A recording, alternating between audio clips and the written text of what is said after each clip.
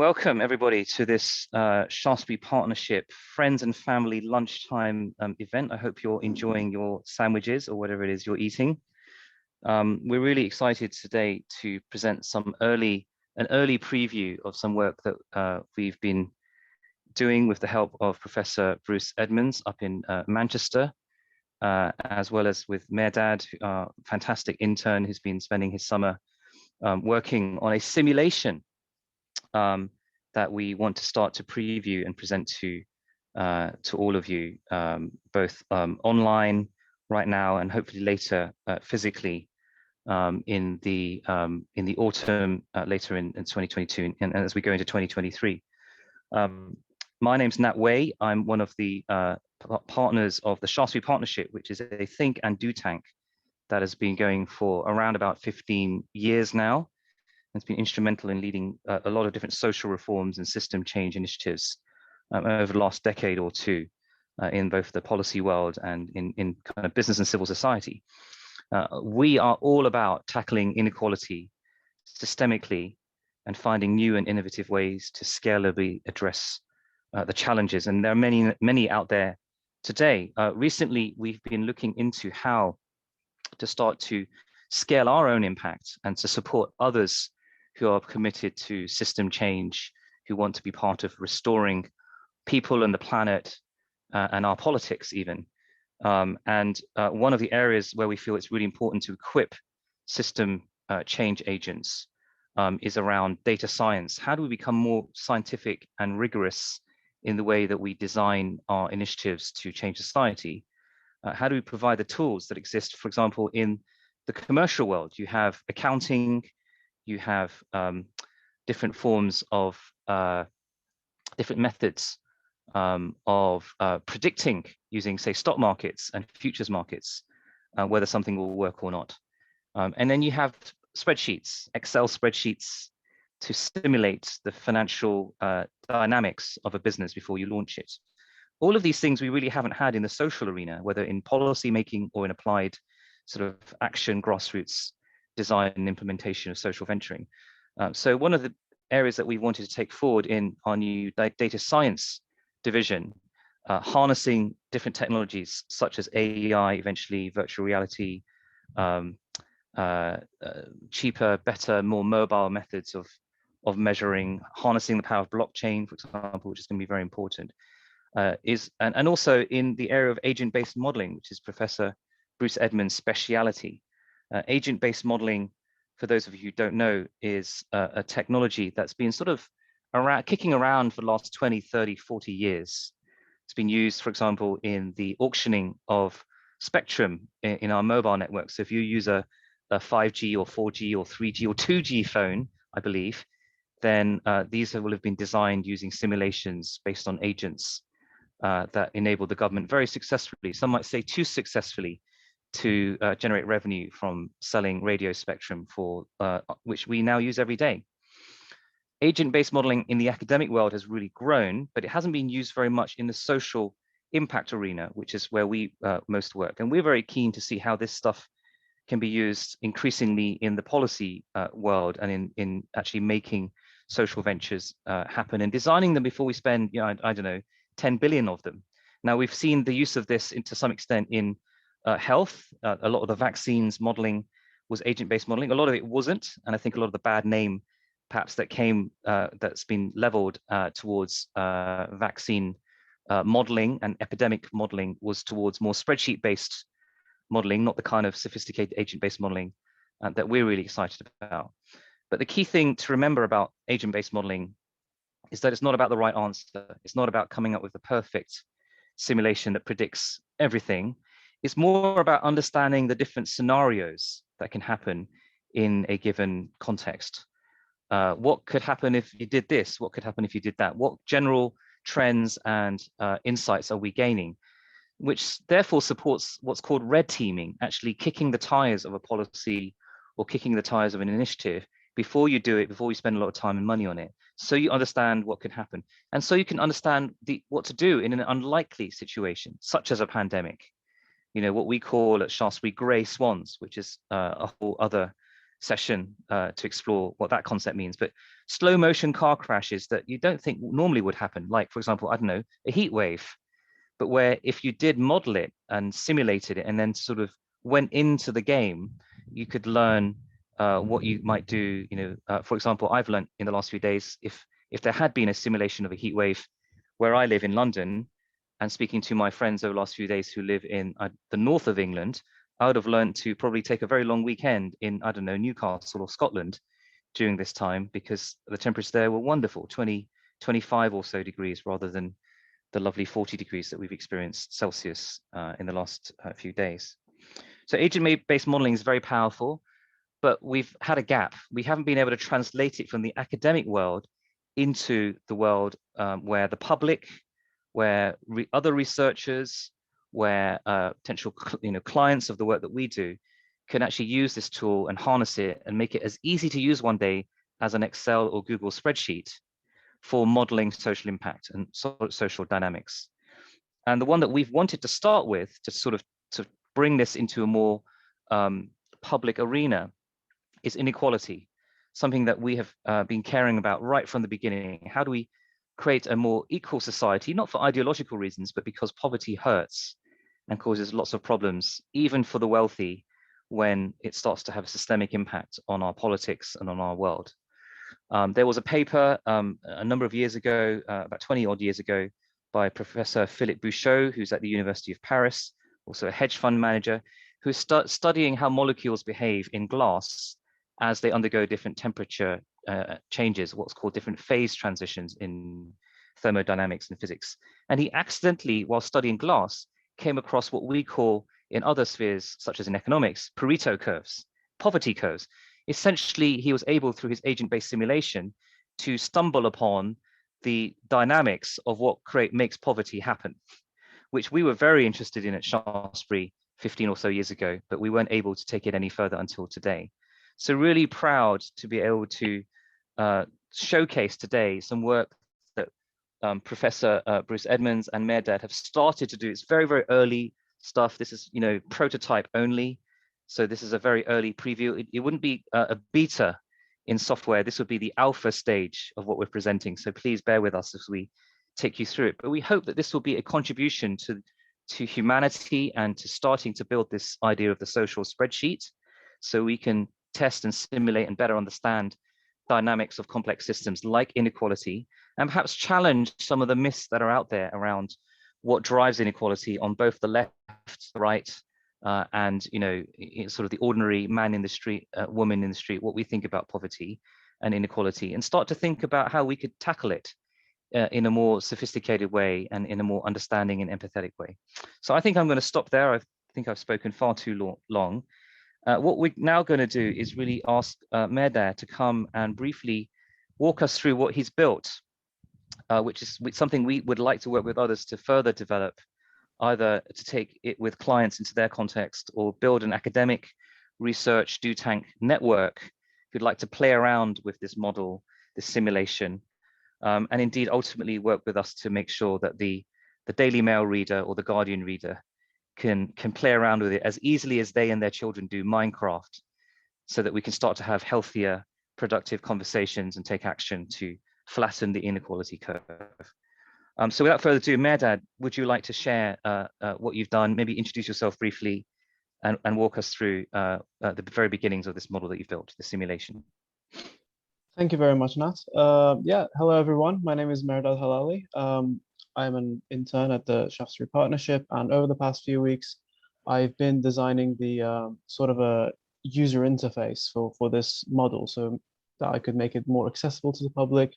Obviously, having a model is great and all, but it will be of way more use if more people know how to use it. So let me just share my screen. This is sort of the sub page. This will be a sub page of the main website where it's all dedicated to this model. So as you can see, there are sections to this. You can use the model. However, we're not going to go do this right now. It will be jumping at a deep end. So we're going to learn the model first. Now, this is the initial stage of what the model looks like. It's very simplistic at this moment. That's because we're sort of building up on it. So what it represents is a population of people. So in this case, for simplicity's sake, we say 10 people. We press setup button to kind of initialize the people. So as you can see, we have a graph with some nodes here. These nodes represent people. I don't know if you can see the numbers, but they represent the initial wealth that they own. So for example, we have someone with 179, someone with 199, someone else with 10. It's very random at this point. And by the way, there's a whole interactive tutorial here for when you don't have me explaining all these stuff, when you have access to all of these. So once the simulation started, if you press step, everyone exchanges 20% of their income with everyone that they're connected to in this network. So every time I press step, that happens exactly once. What do these colors mean? These colors are kind of how rich someone is. So they're written here. So relative wealth, if someone's color is black, they're in debt. Well, no one's in debt here. But we have gray, and basically on kind of a rainbow scale, from gray being the poorest to magenta and pink being the richest. As you can see, 150 indicates very relatively rich, whereas blue, 92, relatively quite poor. Now, if you press the go button, this will just go on and on. It will go without me need to click step. It will just go continuously. And I think you can see the diagrams here on the right. These are kind of self-explanatory, but I'll try and explain them anyway. So we have the wealth of the top 10% of the people, the contribution to it, the percentage of wealth of the bottom 10%, the relative wealth as a histogram, and just the wealth statistics. So the green line represents the median, the black line is the minimum, and then the purple line is the maximum. We have the average here, which is kind of hidden with the median. This is the initial model. This is very simplistic and therefore very boring, as you might say, because if I press go and this goes continuously, you can see in the middle, you can see in the diagram, they all have the same color and they have the same wealth. That's because I haven't really included stuff in it just yet. This is just very simplistic. So we're gonna skip to the next model now that we know how to do some simple things. So if I set up again, the model will restart. I can just do random generations and have them all trade until they have the same amount of money. But if we skip to the next sort of iteration of the model, where I've added a few new features, now we've added some new things. So for example, we can now, if I set it up, we can now change the exchange rate. So last time we had everyone exchanging 20% of what they had. I can change this to be 80%, 90% of what they have. It's going to be a little bit chaotic, but you get the idea. I can achieve 0, no exchange, 1, 100% of what they owe. And this is sort of where debt is introduced. So for example, Mr. 153, if they give 153 to this person, and this person, they're going to be in debt. So yeah, that's kind of the thing. We also have two things. These are interests. So this is something that this model has that the last model didn't have. So interest is something that everyone gains. So for example, if I set the interest to be 0.2 or 0.3, everyone will gain 30% of what they have over time. This kind of simulates interest in real life, which is a thing. And this is average interest. If I do this, and if I go a couple of steps, as you can see, we already have some people in debt. We already have some inequality. It really shows how as soon as we introduce massive exchange rates with some interest, there's something happens. There's also a standard deviation of interest. This is also one of the causes. Standard deviation basically means how spread out is the interest. So if this is 0, everyone gains the exact same interest. But as soon as this is different, then this person might gain differently from this person, and it's sort of random. So if we go another step, we can really see the colors come out. We can see someone very poor here, we can see someone really rich here, and the rich person just got richer. And yeah, it just goes, and we can actually see some inequality. Again, this is all included in this tutorial above. So yeah, you don't need someone like me explaining this. I've made it like as simple as possible. And now you might have noticed that if we let this model run for a long time, everyone will have absurd amounts of money or absurd amounts of debt. That's because the model is not complete yet. I haven't still introduced some of the stuff that make it more realistic. But let's go to the next model. So this is the third tutorial. What we have new here is the concept of tax. So we obviously have the top 10% of people that are like very rich or something. And we have bottom 10%. Now, this model introduces what will happen if we collect tax from everyone, possibly even more tax from the top 10%, and give it to the bottom 10%. And this is what the redistribution money represents. So right now we have 126 units, pound, dollars, whatever, in redistribution money. This will be spread evenly amongst the bottom 10%. Here we can sort of control everything. So income tax rate and what percentage of the top this income tax applies to, the wealth tax rate and what percentage of the top this wealth tax applies to. So you would want wealth tax to be smaller than income tax because income tax affects more people. And if we set it up and we kind of take a few steps, we can sort of see everyone is sort of in the same color. I've kind of raised the tax a lot, which is why everyone's a little bit poor. This with appropriate numbers, this will kind of be a little bit better. Redistribution to the bottom, again, it just says how much redistribution there is. And yeah, these are the fundamentals of the model. These are the sort of things that, again, in the tutorial, it explains. And if we go to the last model, this is the actual model. This is what you will see. This is what you will work with. Now, as you can see, there's a lot more to work with. There is so many more scrollers, but we're going to go through them. It's not that bad. So on the observation panel on the right, there's the usual, there's Gini index, Gini curve, just more observation. Gini index basically says how spread out is it. So for example, the higher it is, it means that one person has everything and no one else has anything. And the lower is basically means that there's equality. Now you can change the number of people because in the last model wasn't very realistic. We only had 10 people to work with. You can actually change the number of people to 100. As you can see, it's already a little bit more complicated. You can choose whether you want to see the numbers on the people or not. There's all kinds of things. You can sort of change the initial wealth distribution. You can make it so that everyone has the exact same amount of money. Obviously, it will not be a very exciting model. As you can see, they're all pink because they all have the exact same amount of money. You can make a normal distribution, which is kind of like a statistical thing where you give it an average and a spread outness, standard deviation. You can change the way the network looks. You can make it so that it's a star, so that you have like two people in the center connected to everyone on the outside. Or just stick to planar. Really, there's all kinds of these things. I could talk about all of these in detail, but it's just nicer to see it for yourself. There is a maximum time, so you can set it so that it only does 50 different moves and then it stops afterwards. And yeah, this is how it works. So you scroll things, you choose your initial distribution. And yeah, once you click finish, you can use the actual model.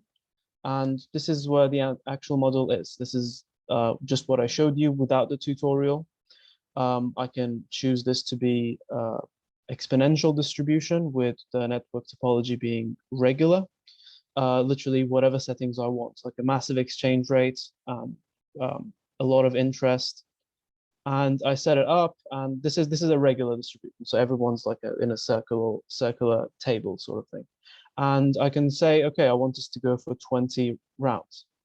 And if I let it go, this will go for exactly 20 rounds. I haven't really put the numbers here, but I could put the numbers here as well. Let me redo that. And yeah, we could see the numbers, we could see the Gini index and make any observations we want based on this. Now, what are the other sections of this website? So we have the presets.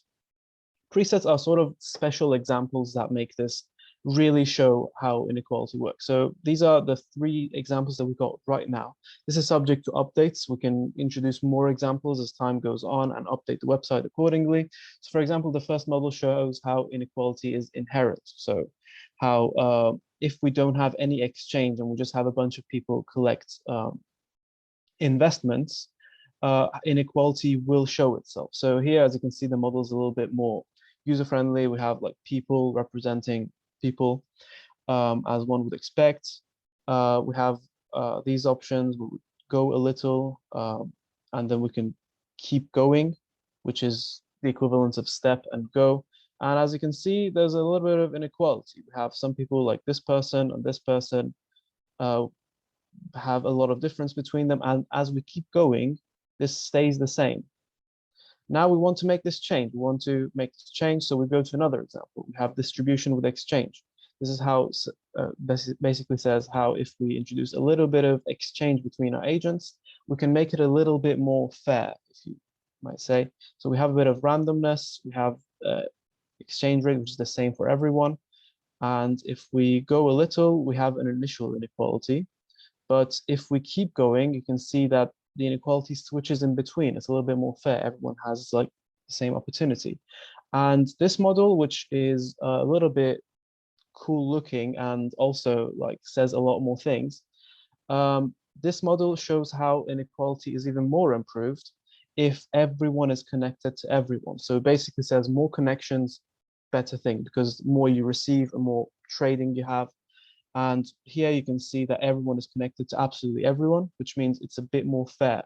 So if I go a little, the inequality is spread amongst everyone. No one stays on top for too long. So yeah, that's sort of the presets. Obviously, there will be more to come. We'll have to do the numbers. We can even introduce the concept of challenges. This is very prototypical.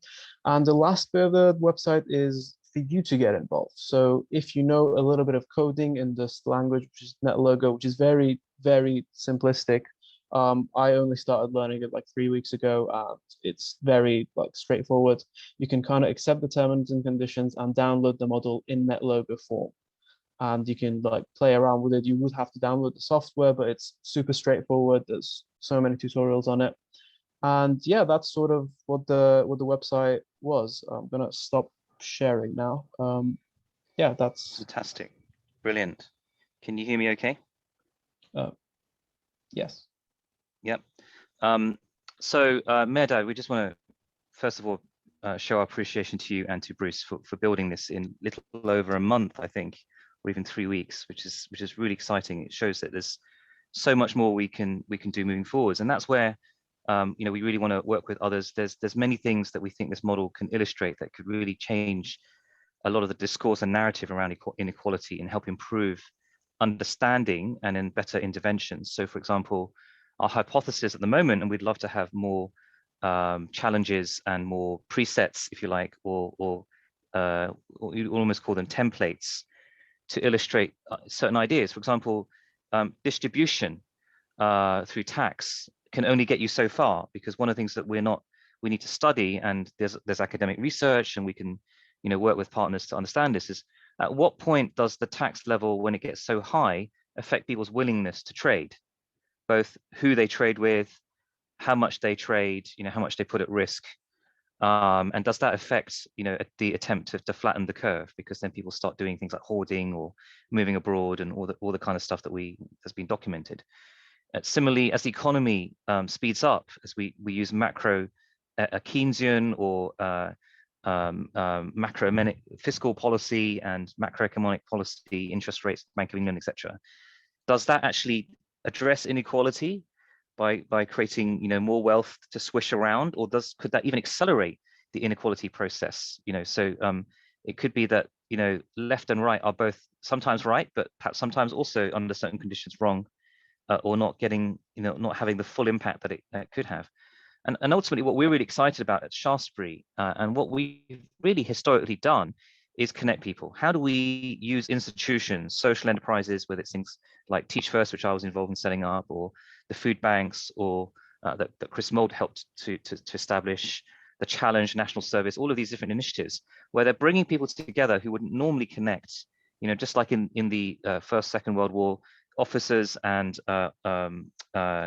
sort of ordinary soldiers would get to know each other in the trenches, and later on those connections could lead to, you know, new business ventures being funded and set up, new markets being found, new opportunities for people that might not.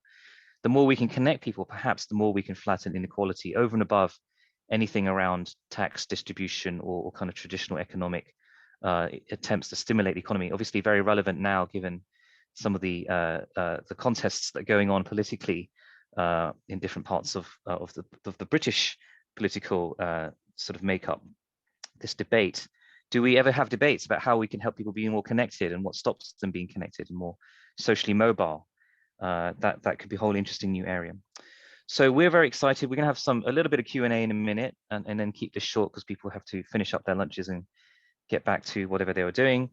But you know, we do want to stay in touch with people. We want to connect with more researchers, more people like Mehrdad.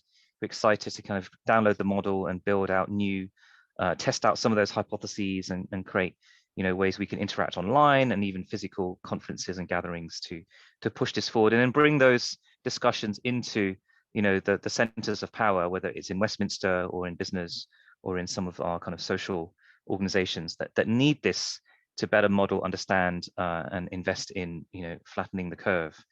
The other area is there's a lot of around the public and how we can make this really, really accessible to the media, to ordinary citizens to play around with this and start to both challenge their assumptions and myths around inequality and wealth, as well as to help them to, you know, take their ideas forward and gain greater empathy and have less polarization. Could you have one day a metaverse version of this, you know, like a sim city, but not necessarily the same, because we don't want to get into trouble with the copyright around all of that, but where, you know, you could literally go into a simulation of your town or Britain or, you know, a certain part of the world and see how different policies and see how different even of, you know, election candidates, for example, might affect your neighborhood or your kind of city or your nation. And then the final thing is we're looking for clients. We're looking for people that and partners who might want to bring this into government, local and central, in the UK and abroad, who might see the power of this being used in their business, maybe around some of the impact that business wants to do in its supply chain. And of course, working with foundations, philanthropists, family offices who care about the impact that their investment intervention might have in a given, you know, situation, whether it be in a developing country or whether it be in, you know, here in the West. All of these are opportunities to work together to advance our understanding of inequality. But why don't we stop briefly and just have a few more minutes and just lead with some further questions, whether about how we can develop the features and functionality of this, or how we can apply it and use it, or just to understand more broadly what it is that we're doing here. I don't know if anybody on the call wants to unmute or type in the chat questions they may have that we or Mehrdad can help answer.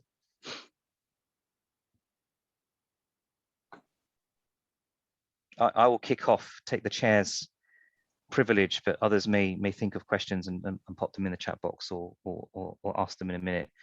You know, obviously this is still embryonic, and there's a lot to do to take it to the next level. What would you say would be some of the dream functionality if you had another, you know, 3-6 months to take the model further that others can work on, or we can with partners and clients develop further? Like, what would be medium-term functionality? What would be then space age functionality, where, you know, I've already talked about metaverse features, but how far could this go? What could we do with this, building on this, do you think? That's actually a really good question. So one of the things that you also mentioned is different strategies. So right now, the model is very uniform in the sort that everyone does trading, everyone gains interest. But I think it would be really cool if some people had different strategies of, like, as you said, hoarding or not trading, or trading with certain amount, like, types of people, and see how that pays off, sort of like a game theoretic sort of way. So if we have like this percent of the population don't trade and just rely on interest, and this percent do this and do that, which one would kind of be better off in the long term? And then an even more long-term plan would be using, I don't know, data science and like AI techniques for the agents to learn. So we have like so many of these simulations, and they would sort of, by the data observed and by sort of reinforcement learning, say, okay, so in the past I did this strategy and didn't go well, let me try this. And then we would sort of have some like intelligent agents sort of knowing what to do, and that would maybe teach us on what we need to do. Another thing would be that obviously in real life there are so many ways of gaining money. So maybe introduce some of those. Obviously, that would make the model a little bit more complex, so I don't know about that. But yeah, I'd say that the main thing that got to my mind is obviously in like a realistic society, not everyone's going to do the same thing. So maybe introducing that would be a really cool thing. And I can definitely see ways in which this can mesh maybe through API or kind of layering of data sets with, entirely seemingly unrelated fields that we haven't been able to kind of assess how that might impact on the kind of economics of a nation. For example, attachment theory, and have you been in intergenerational poverty for 3 generations, and how does that affect your risk taking, attitude, whether towards surer bets like getting a job and sort of selling to other people, or other ones like buying lottery tickets. And we talk a lot in this field about bounded rationality, that things that might seem irrational actually are rational within the kind of utilitarian perspective of someone who's got low income, or even wealthy. I've met lots of wealthy people who've been burned and defrauded so many times that they'll only trade through one person, maybe their banker or their family office, and never get to meet like, I don't know, Prince William or Diana. They connect with homeless people, but there's risks potentially involved in that if you have a lot of wealth. So understanding those dynamics and throwing in a few agents that might be a little bit broken, in terms of their traditional, their approach to, what would you call a more rational approach to trading and connecting with other people. That would be really fascinating, wouldn't it? And also net zero, right? So if we apply net zero policies into something like this, how would that affect the cost of living and the wealth of people and the economic impact? That's something that we've lost sight of, and it's starting to affect our politics. So yeah, there's plenty of opportunities to kind of mesh this with other things that are going on. Nat, did you stick your hand up just now and had a question? Yeah, it kind of following on from that, I think what I like about the model, it really gets you thinking about all the possibilities and influences. My question kind of is, this seems like quite a macro scale model. I'd be curious to see how it could be applied on a more micro level, on a business level. I suppose, as Nat started to suggest there, with net zero, or as you said, we could use it as guidance as how an individual to function within the economy. But I'm just curious, what do you think of how to apply it to more micro scale? And just to build on that, making it real. So imagine the micro scale was like a town, a Red War town, for example. How would you align the reality of that Red War town to something like this model? So again, if the feature does get introduced that we have different acting agents, obviously, if you have a company and you want to see how it would simulate like the financial lifespan, well, different companies is different because everyone knows who they're sort of associated with. So if you could maybe like simulate those specific kinds of agents to a certain company, and maybe I was also suggested, and I think it's a really good idea, to follow one agent in particular, as in observe one like very closely under a microscope and say that that's the main one that we're concerned about. So yeah, for example, let's say I have my own thing and I want to see how it would do if it goes like this. Then I would sort of like want a version of this program that is coded in a way where I can put specific agents next to mine and how they interact with each other, and say, okay, what if I decide to make this kind of business decision, and then simulate it for a few rounds and kind of get the answer to what I was thinking. Mehrdad, I don't, you may not have an answer to this, but you've been playing with this model a lot, building it out, and you gave us a very fluent demo of it, and you were just like, oh, no, I put the tax far too high there, or something else. My question was, in the process of all that you've been designing and building, what have you learned about inequality? So did you change a setting at some point and go, well, that's really interesting that has that impact or that works in that way? So just be fascinated to know what you personally learned, what your personal insights were as a result of sitting there, dragging sliders, putting numbers into the model. Well, I'd say like the main takeaway was that what I learned is, well, I'll be honest, like I obviously didn't have any economic background. I'm a maths and computer science student. My forte was really coding. So I think what I learned is what makes economics as complicated as it is. there's so many variables. So I thought maybe, oh, let's introduce like a good interest rate, everyone will become rich. But then I realized that no, it actually, like, it also can depend on the number of connections. People that are connected to a lot of people are like different, and how that's a variable, how the interest rate is a variable, how the exchange rate is a variable, how it's like much more complex than it meets the eye, how you can't just rely on one thing in your life and say, okay, this will get me somewhere, because if someone else's decision is to do something else, that could massively affect you. So yeah, I'd say my main takeaway was just the complexity of it. So yeah, it was a surprise. Yeah, great reflection. Medad, thank you so much. Amazing stuff. I'm interested in what you might call the two communities problem. Okay. So one of the things which researchers have done really well is use taxi data to show how people move around in a community.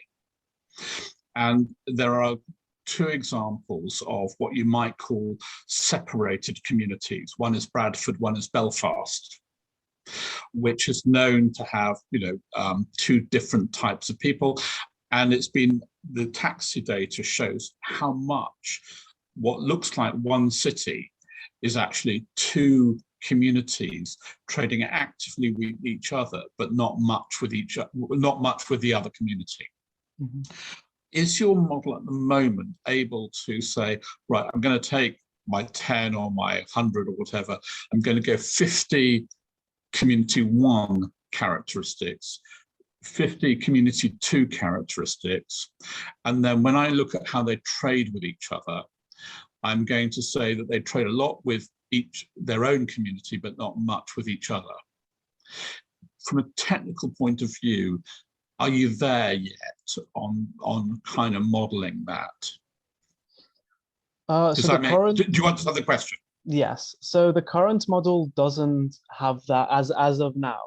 But from a graph theoretical point of view, I think it would be quite straightforward to implement that. I think so. As you saw, there was a whole scroll, there was a whole options bar for network topology, and that's actually, like, from what I've seen in the code, I haven't coded that specific part. That was actually Bruce, which isn't here at the moment, but also did a lot of contribution to this. From what I've seen in the code, it's actually quite straightforward to implement something like that. You would just do 2 mesh networks where everyone's connected to everyone, and you could just do that. In fact, now that I'm thinking about it, you could even introduce variables where you could have different sections, where you could split the whole thing in sections. One of them is maybe a mesh network, the other one's a star network, where one person's connected to everyone, the other one's like a circular thing. It's definitely doable, and like, it's nothing that someone with like a little bit of a knowledge with like computer science couldn't do. So yeah, that's actually a really nice idea, I think.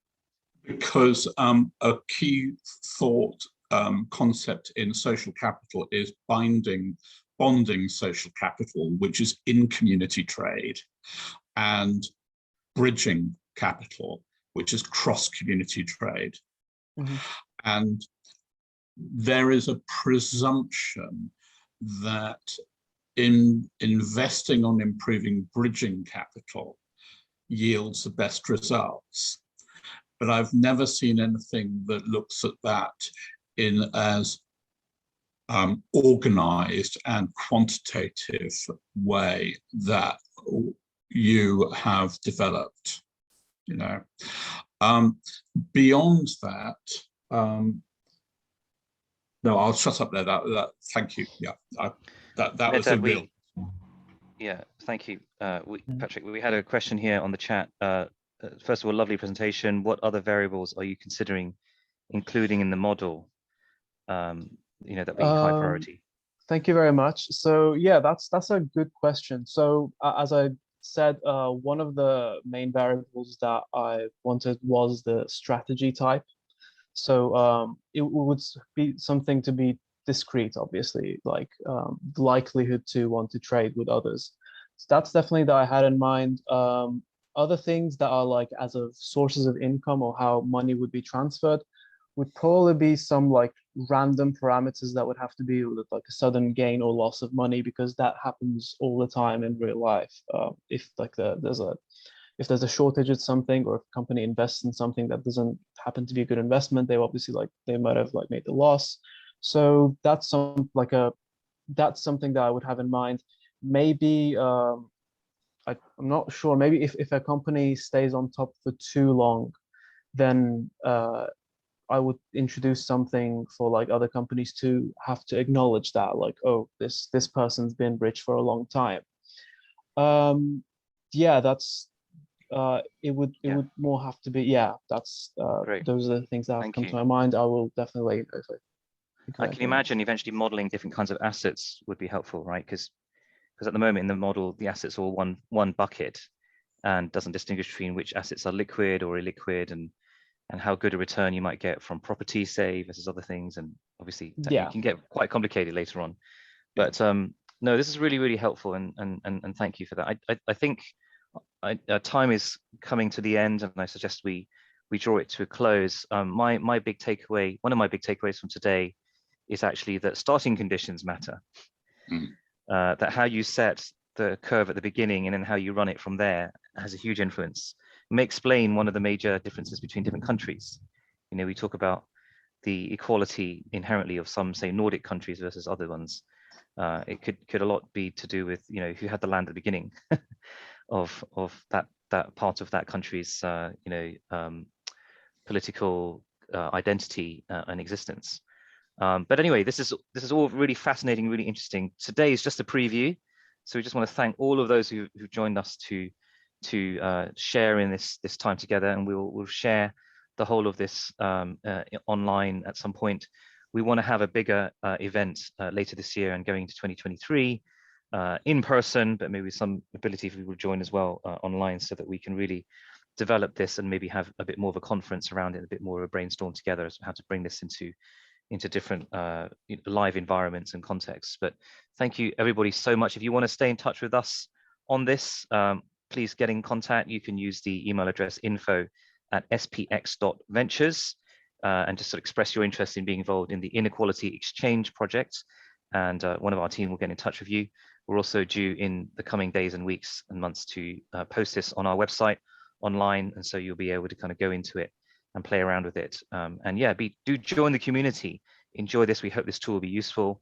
We hope for some of our clients, existing, past, and future, this will be a powerful tool to start to together make a difference and flatten the curve and improve people's lives. So thank you to Mehrdad. Thank you to Bruce for working with Mehrdad and mentoring him, and to the whole of the Shaftesbury team. And thank you for joining us. Hope you enjoyed today's session, and we look forward to staying in touch with you.